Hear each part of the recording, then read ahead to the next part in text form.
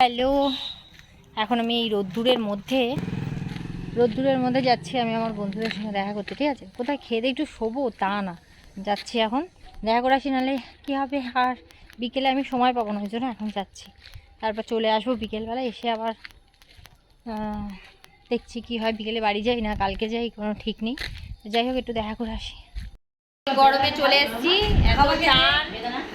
একে দেখ দেখ অবস্থা, কিছু দেখা যাচ্ছে না। লাইট জ্বালাও।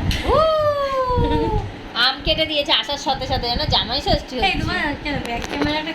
বিছনায় এসে শুয়ে পড়েছে। কতদিন পর মনির বিছনায় শুলি।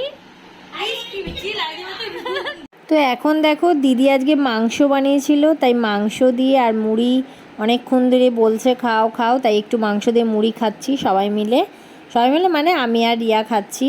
তো এই খাওয়া দাওয়া করবো, তারপরে একটু গল্প করে আর বাড়ি চলে যাব। তো চলো খেয়ে নিই।